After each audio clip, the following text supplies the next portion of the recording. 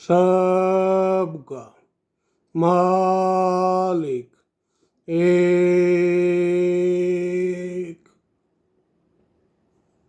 द्वारका माई शरण मनन दरबार दर पर सभी अतिथि गणों का स्वागत है। आज का शब्द है बाबा साईं मालिक शिरडी में रहे द्वारका माई में। एक बार की बात है, द्वारका माई में बाबा की शरण में सभी बच्चे और शिरडीवासी इकट्ठे हुए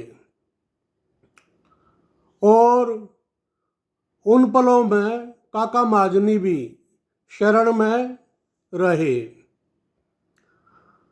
तो काका महाजनी ने बाबा से प्रश्न किया कि बाबा, मुझे कुछ जानना है आपसे।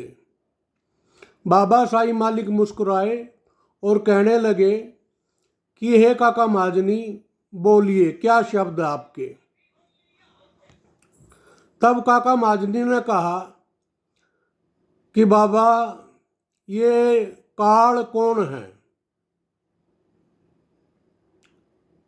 हम बाल अवस्था से सुनते आ रहे हैं, काल का शब्द जो है वो भूतकाल में भी है, वर्तमान काल में भी है, भविष्य काल में भी है। इसकी पूर्ण व्याख्या क्या है बाबा, आपसे जानना चाह रहे हैं। तब बाबा साईं मालिक मुस्कुराए और कहने लगे कि हे काका महाजनी, आपका जो प्रश्न है वो सर्वोच्च है। आप सभी आराम से बैठिए और जानिए। तब बाबा साईं मालिक ने काल की व्याख्या की। पहला शब्द बताया कि पहले आप सभी ये जानिए कि काल के जो है वो 6 पुत्र है। काल का पहला पुत्र है महाकाल महाराज, दूसरा पुत्र है महेश्वर महाराज, तीसरा पुत्र है अकाल चक्र महाराज, चौथा पुत्र है अकाल नमन महाराज, पांचवा पुत्र है झांझावास महाराज, छठा पुत्र है प्रलय महाराज। काल की शरण में इस प्रकार से ये 6 पुत्र है। और महापुराण में शिव गौरी की जो व्याख्या है, विष्णु महाराज की जो व्याख्या है, ब्रह्मा महाराज की जो व्याख्या है, वो इस प्रकार से है। शिव गौरी की शरण में अमरलोक है, विष्णु महाराज की शरण में स्वर्गलोक है, ब्रह्मा महाराज की शरण में पाताल लोक है, पृथ्वी। काल के जो पहला और दूसरा पुत्र है महाकाल महाराज और महेश्वर महाराज, वो शिव गौरी की रक्षा करते हैं, अमरलोक की रक्षा करते हैं और शिव गौरी की शरण में रहते हैं। काल का जो तीसरा और चौथा पुत्र है अकाल चक्र महाराज, अकाल नमन महाराज, वे विष्णु महाराज की सुरक्षा करते हैं, स्वर्ग की सुरक्षा करते हैं। काल का जो पांचवा पुत्र है, छठा पुत्र है झांझावास महाराज, प्रलय महाराज, वे ब्रह्मा महाराज की रक्षा करते हैं और पाताल लोक और पृथ्वी की रक्षा करते हैं। ये इनका दायरा है। इस प्रकार से हे काका महाजनी, जो आपने व्याख्या पूछी है काल की शरण में, वो इस प्रकार से है। अमरलोक में जब सभी रहे हैं, उन शब्दों को, जहां सभी रहे हैं, उन शब्दों को भूतकाल कहा गया है शिव गौरी की शरण में। और विष्णु महाराज की शरण में स्वर्गलोक में जब रहे हैं, उन शब्दों को वर्तमान काल कहा गया है।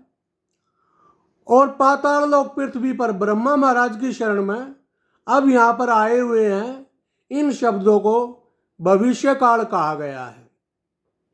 ये इन शब्दों की व्याख्या है। तब काका महाजनी ने कहा कि बाबा एक शब्द और है, काल की क्या व्याख्या है। तब बाबा साई मालिक मुस्कुराए और कहने लगे कि काल अपने प्रभु श्री राम के साथ में रहते हैं और उन्हीं का सिंहासन है।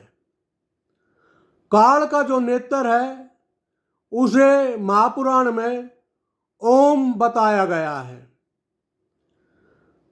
काल जो है वो आसन है अपने प्रभु श्री राम का, और काल का जो नेत्र है वो ओम है, और उन्हीं की शरण में ये पूरी संरचना है। इस प्रकार से बाबा ने व्याख्या की और बताया कि हे काका महाजनी, हे मेरे बच्चों, हे शिरडी वासियों, ये जो आप चारों तरफ गोलधारा देख रहे हो, जिसे आप आकाश कहते हो, ये आकाश नहीं, ये चारों तरफ देवताओं का समुंदर है।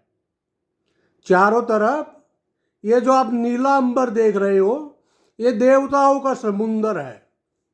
इसी प्रकार से इस पर 6 घेरे और है। इसी प्रकार से इस नीले अंबर के ऊपर 6 घेरे और है। टोटल 7 घेरे हैं, और उन 7 घेरों के ऊपर काल का सिंहासन लगता है। इसलिए कृष्ण महाराज की शरण में जो व्याख्या है, इन शब्दों को काल कोठड़ी कहा गया है, और 7 ताले तोड़कर कृष्ण महाराज अवतार हुए काल कोठड़ी में से, और तब वो यहाँ पर ब्रह्मांड में आए हैं। ये निवारण है इन शब्दों का। हे काका महाजनी, अब आप बैठिए, संध्या रात्रि का वक्त हो गया है और पहरा लग चुका है कृष्ण महाराज का ब्रह्मांड पर, शनि महाराज का। अभी आप सब अपने परवांगन प्रस्थान कीजिए और उपज लीजिए। फिर मुस्कुराते हुए बाबा साई मालिक सबकी तरफ देख रहे थे, तो सभी ने जयकारा लगाया, बाबा साई मालिक की जय हो। तब बाबा साई मालिक ने सभी को आशीर्वाद दिया और कहा, सबका मालिक एक, सबके मालिक साईं बाबा।